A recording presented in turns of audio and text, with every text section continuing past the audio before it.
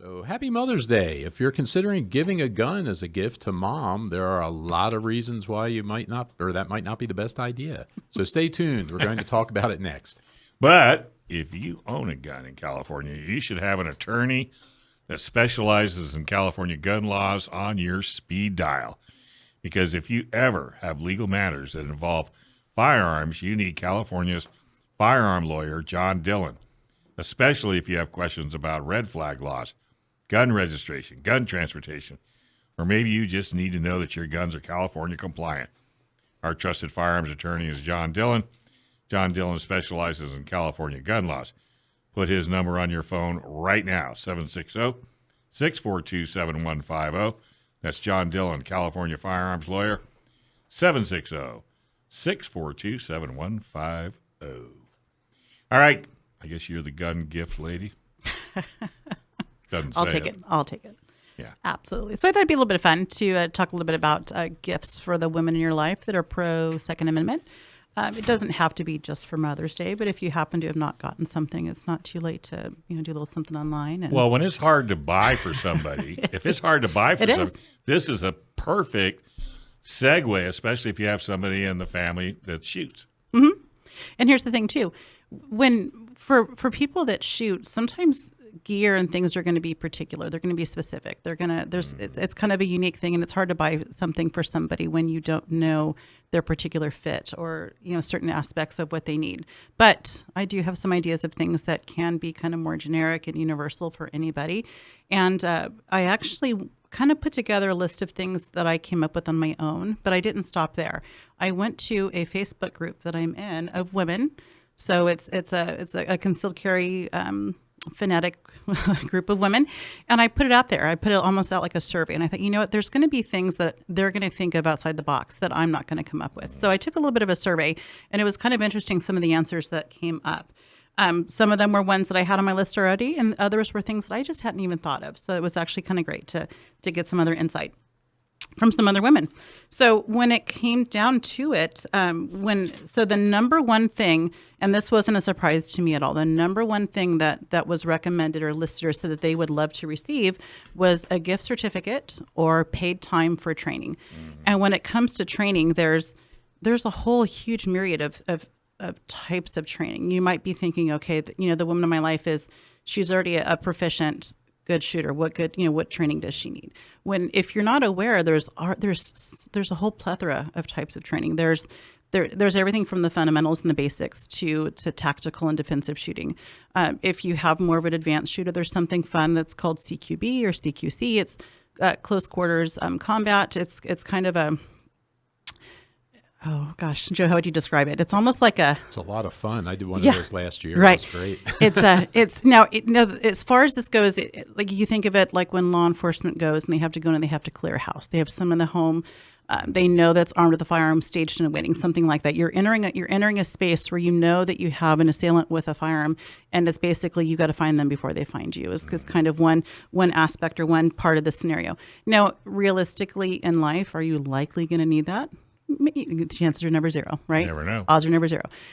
However, if you've done it, it creates a sense of you get a growth in confidence in yourself. You get an awareness that you otherwise wouldn't have had, because in these scenarios, many of them run with ammunition, sometimes airsoft, depending on where you go. There's consequences. If you don't get them before they get you, you're going to feel it. And it kind of wakes you up. It creates an alertness in you, and it's eye-opening. Yeah, and all that stuff is good too. There's I can never remember this guy's name. There's a trainer that always says your body cannot go where your mind hasn't been, and just learning that stuff, because like in the class I did, we did that kind of thing too, with the room clearing and stuff. Mm-hmm. But we also did, moving through crowds with a gun. Right. Say if you're in a business, a mall or something, and a shooting starts, you've got people running all over the place.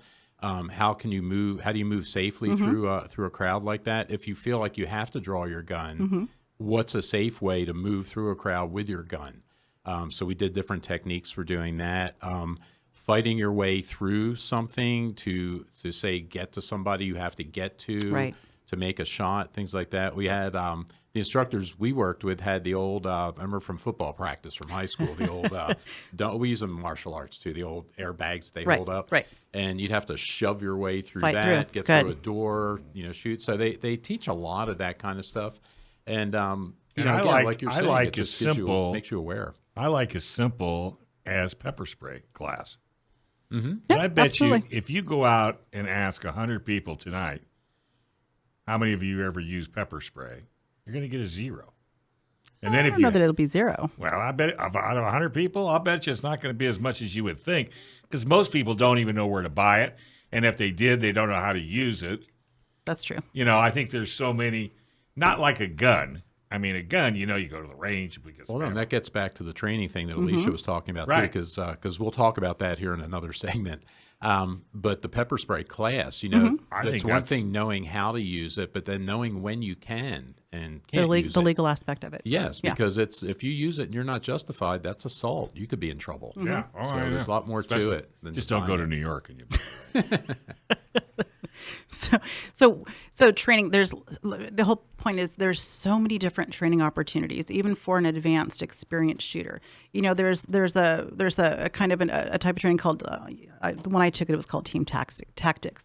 It's imagine that you're kind of back to the scenario. Imagine you're in a store, in the mall store, whatever it may be, and you're there with a friend, and there's say an active shooter scenario opens up. You start to hear fire.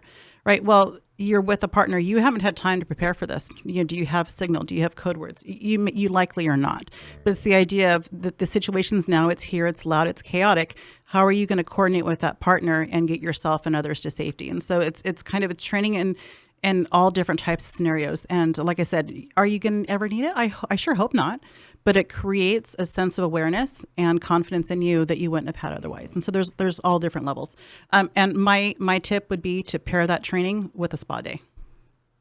After a heavy day? a heavy training day, you know how Oh, yeah. sore you are Yeah, the next yeah, day. yeah. Absolutely, highly recommended. Should put a package together. Well, yeah. There Find you go. yourself a spa company that's into guns. Hey, you never. Well, and doesn't mean the guys can't get a spa day. Paint your toes, Just get a pedicure. little pedicure. Yeah. Yeah. There you go. Can't reach your toes anymore. All right. The gift idea, I think, is really a good idea, and because you might have somebody in the family that's not into guns, True. for example, and maybe the wife is. Mm-hmm. If you want to, I think gift cards are probably by far the best, unless you really know if your you really partners. don't know, you can get to your local range and just simply let them spin it how they want. Most ranges offer training to some in some form, and if it's not training that they want, there's always ammo. You can never go wrong with ammo. Do you have gift cards for your training? No, we don't right now, but it's more of a limitation of the software that we use to deal Well, with. I mean, you could put it on the back of your card. Certainly, we could do something like that. Well, we give them away here on the show. I've got a guy in class this week that won Oh, okay. won last week here on the show. Absolutely. And what we need to do, we need to get that guy to come or call in and tell us what he thought of the class. And how it Yes, I was thinking about that myself. So. Well, I mean, it's always fun to give away stuff, and then but it's nicer when you were able to talk to that person and they say, "Man, that was amazing. I Get that learned feedback. this." or I Yeah, learned and it's that." like and I'd be up for doing that as a monthly thing here too, because on the one hand it's a business, but on the other hand, the reason I do all this stuff that I do is to get the word out and to get information out to people. So the more people I could get in there, the can't read it. the Well, the better it is, and it's you know. good for you too because you also get good feedback yeah, on your training, exactly. which I know you want. I mean, because you want to be the best of the. What did you write on that piece of paper? He can't read. Oh, don't worry about it. Oh, now you're not going to tell him? It's going to drive him. I was crazy. going to take a guess as to who his student was. Oh, No, and I can't remember No. the name, but you should have known. well, you that. guys were here last. I wasn't here. You guys were here when he won. Was he that? The guy? What is just you and I? No. All Mike right, was here. we'll wait for the break. We'll ask Rich. we'll talk. I know. Rich will know. We'll talk. That's right. It doesn't make any difference. But I'm just saying, it's always fun to bring that person in and get some feedback. No, I think that's a great idea. I was thinking about that myself. Yeah, so I think so that'd be a good thing to do. right. All right. All right. So what else you got on So your list? next gift that we had that, by the way, I did this as a voting system. So I'm ranking them in order of most to least. Next up would be, of course, ammo. You could never go wrong with ammo as long as you know their caliber. If not, gift certificate comes in handy. After that was going to be the Mantis, which is a dry fire practice system. I've been thinking about that. The Mantis, I believe the Mantis X is the current version. Is that correct? Is there a new one after that? If you believe in radio and commercials, the Mantis X was the latest. I believe the X is the one that I have, and I believe that's the most recent. And that's a no ammo fire practice. Correct. It's supposed to increase your ability, like in 20 minutes. Well, it gives you a lot of good feedback. It does. It gives you feedback. Yeah. It's basically a device that'll attach to your firearm. If you have a Picatinny, if you have a rail, it'll attach to your rail. If not, there's an attachment that you can attach to the base plate of your magazine. It attaches somewhere to your firearm. Right. You pair that with an app on your phone, and there's a number of different training scenarios that it can put you through. And it's basically a way through dry fire. You can do it live fire. The Mantis X is pistol only. They do have an AR version. Blackbeard, that's it. I was going to say Blackhawk, and I knew that wasn't right. They do have one for an AR. But I think a pistol's, the most common. Probably. Correct. And so it does have an option within the app to designate dry fire versus live fire. You can also use it live fire. And really? It does. And it gives you immediate feedback. It'll actually bring up a grid and it'll show you the movement of your firearm. So as you trigger press, and it actually will color code it, red, yellow, green, the movement before you began to trigger press, during the trigger press, and immediately after. So what movement are you having with your firearm? And then it will basically decipher and tell you what you were doing. Were you slapping the trigger? Wrong. Was it right? Were you breaking the wrist? What are you doing? It's pretty. I found that it's fairly accurate. I'm not sure how you feel about it, Joe, or if you've used it. Yeah, no, it was a couple of years ago, but no, I thought it was really good, especially with the doing the draw strokes and things like that, because there's a lot of weird, with a handgun. What's hard about a handgun is there's so much movement and so much nuance that goes into it that will throw your shot off, and it's hard to see when you're doing it, and you're probably like, what am I doing? And, what am I doing wrong? With this, it traces it and from the holster all the way up to your shot, and it'll show you on the phone. It'll show you'll see the you'll movement. see a graph. It's actually kind of neat to look at. It's really good. What do those run? Not to put you on the gosh, spot. It's been a hot minute. I want to say it's around 200. I was going to say it had to be I figured somewhere. I could be off. I'll look it up. Orange County Gun Owners is dedicated to preserving and restoring Orange County self-defense rights. And if you live in Orange County and want to help defend and restore the Second Amendment, you need to join ocgunowners.com/join. Orange County Gun Owners is the Do Something organization to restore and defend the Second Amendment. Volunteer at a shooting social, a gun shop, tabletop, and help more pro-gun local officials get elected. You can become a member today, ocgunowners.com/join. All right, we're going back to gun gifts for the gals. And I have a little bit of clarification for the Mantis. Got some good info. All right. So, and thank you, Mark. Mark was actually messaging in and trying to help me out as I was looking it up. So we have actually the Mantis currently has 3 different versions, which when I purchased mine, there was only one. So there's the Mantis X, there's the X2, the X10, and the X3. So let's just a really quick brief rundown on the difference. The X2 is the base model, it looks like, and that one runs $99, and that's going to be your dry fire practice only, and it is going to be compatible with both handgun and rifle, which I was not aware that it was rifle compatible, so I'm glad we're looking this up. It is going to work on a rifle as well. X3 is going to be, that's your live fire or a dry fire, both handgun and rifle. All right. So if your intention is only to dry fire and to get your practice in that way, the X2 is going to meet your needs at $99. If you want the live fire option, that is going to be the X3, and that runs $169. If you want to go with the top of the line, that's going to be the Mantis X10. That one will run you $250. That one is going to be dry fire, live fire on both handgun and rifle. And it also adds in the some options for shotgun as well as archery. So let me ask a question. I'll be the dummy in the room. I've heard that, you should never take a gun and just start pulling the trigger. Dry fire? Yeah, because you'd wear out the firing pin. So it depends on the firearm. For example, if you're talking about a rim fire like a 22, that's correct. You're not going to want to dry fire anything. That's going to be a rim fire, a 22 or a 17, something like that. That's correct. In theory, anything that's going to be center fire is technically considered safe. However, I don't know how you feel about it, Joe, but I don't like the idea of doing it often. Well, because without- the way these companies are marketing this, you should do it every night. You should dry fire, and you can dry fire. You can there's devices you can use. Yeah, they're called dummy rounds or training rounds. Oh, so if you put that in the gun, correct. You're that way your firing pin is impacting something. It's not. You can kind of think of it as like a hyperextension. If there's nothing there for it to impact, the thought is that it could in theory kind of hyperextend, right, and make your firing pin. So your best bet is fragile. to get the dummy round. Not a bad idea. Well, that way you don't have to worry about it. There you go. Do it right. All right. What are your thoughts on that, Joe? I think most of the modern guns are okay to dry fire practice with. So that's just kind of like an old tale. Yeah, well, no. Before, Older. I think older guns, yeah, it used to be a problem because of the way they were designed. I think now with, if you've got a gun that's, within the last 20 years or so, maybe an older one's fine. You look, for example, revolvers. So the old style, the way the firing pin was attached to the hammer. So those are going to be all anything that's got that older style with the firing pin attached to the hammer is going to be a little bit more fragile. Yeah, and it's interesting too because like with the revolvers, those are perfect to put the snap caps in or the dummy rounds in because they just stay there. With a semi-auto, if you want to dry fire, you've got to reset that trigger, which I guess you could still do with a snap cap in there because you don't have to pull it back that far. But if you buy a barrel block, they'll give you what looks like a snap cap that's missing the top half. Have you ever seen those? That's the purpose of that. Those will sit inside your magazine. But they won't eject or extract. They also technically never mind. I take that back. They're not going to impact your firing pin either. That's going to be a way to cycle with your magazine end to cycle your slide, reset your trigger. Because you know as well as I do with price of ammo. I mean that device is really a good idea. Yeah, and you can accomplish a lot dry firing too. Absolutely. It's, in terms of grip and trigger pull, and now with everybody with the red dots.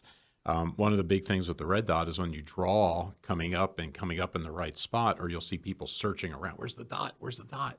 And a way to train through that is dry fire with that, practice that kind of stuff. With dry fire, do you get recoil? No. And Although you don't get noise. If it goes well. No. So you don't get noise and you don't get recoil. And I think those are the two factors that will cause a person not to hit the target. Not necessarily, because the recoil is after the fact. Exactly. So if your trigger press sucks, it doesn't. The recoil is you can blame it on the recoil, but no. What it is if you understand, you get to know your trigger, right? You get to know where that slack is, where's that pressure wall. You learn the fundamentals of how to press that trigger without creating excess movement on the gun. That's what you're going to get in dry fire.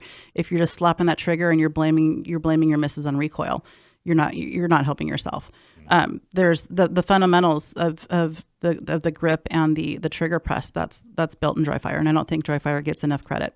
Yeah, I think the thing with the recoil too is it's the anticipation of that bang, and it causes people to flinch and push the gun down, so they'll shoot low.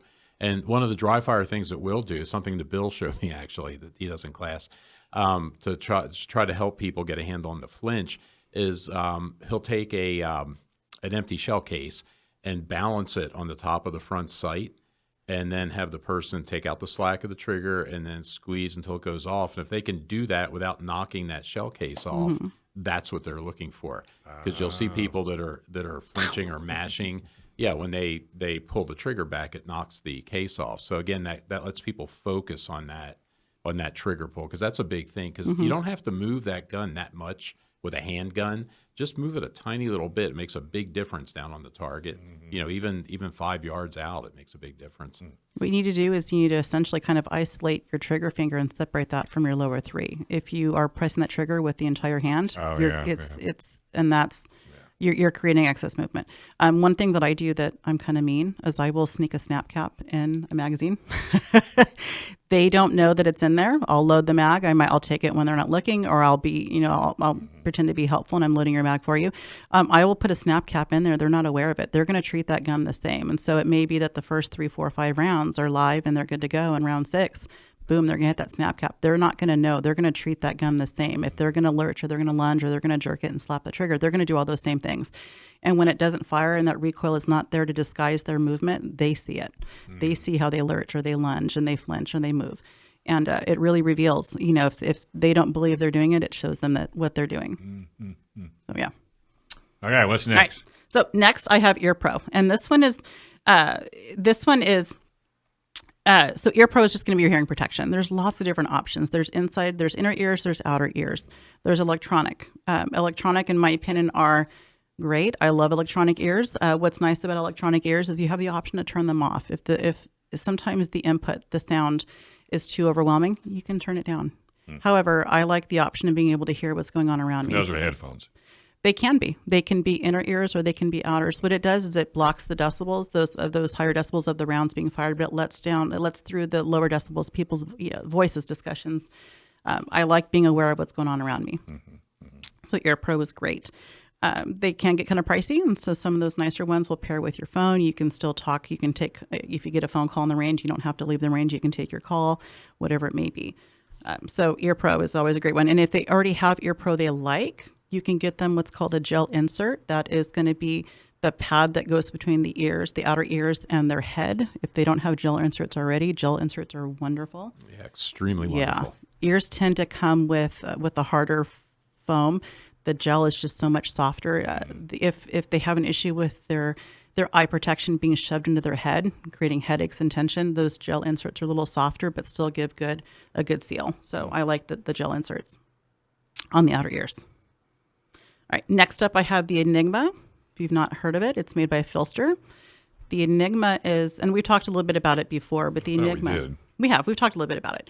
The Enigma is not a holster. It is a rig belt system that fits to your body. What's nice is it's unique and independent from your clothing. So if you like to wear leggings, you like to wear dresses, you wear things that are not compatible necessarily with a belt or being able to carry appendix or else otherwise around the waist. The Enigma is a belt that fits on you and your clothing goes over. It's not just for women, however, so a lot of men do use it too. It will have a leg leash or a strap that goes around the leg that helps to keep the rig and the holster and everything in place so that when you draw, it doesn't lift or move. And you attach your holster to the rig system.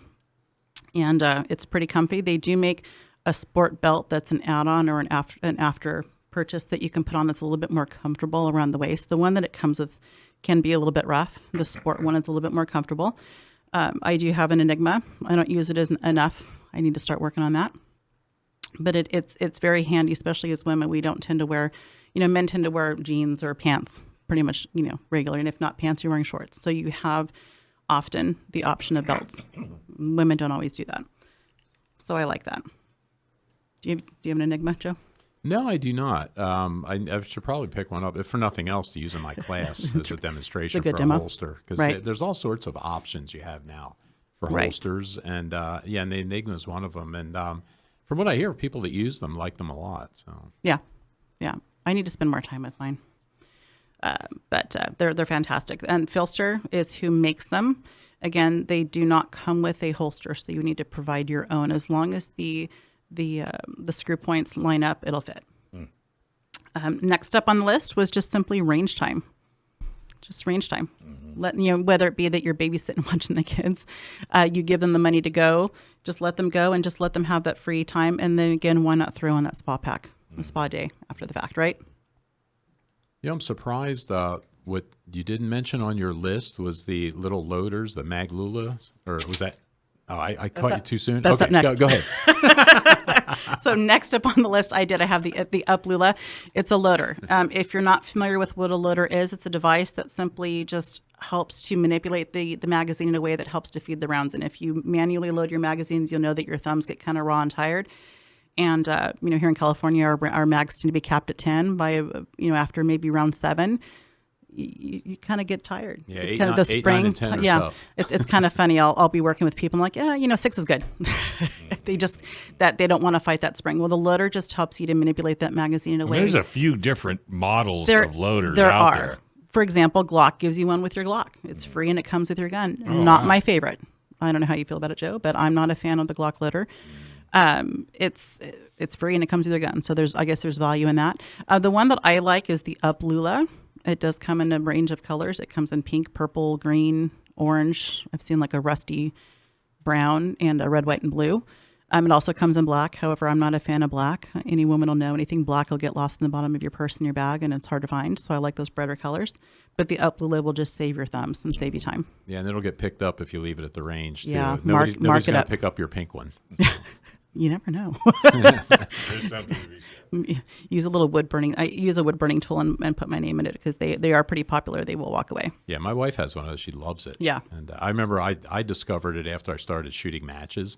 And, after these stages, trying to reload these 6 different, 10-round magazines. It's like, the first time I saw that, it was like, wow, I got to have one of those. Well, and so they come and they are caliber specific to a point. They make one that's skinny and thin for a 22, and then they make one that'll work from a 9 up to a 45. So 9, 40, and 45 will all fit and work with that one loader.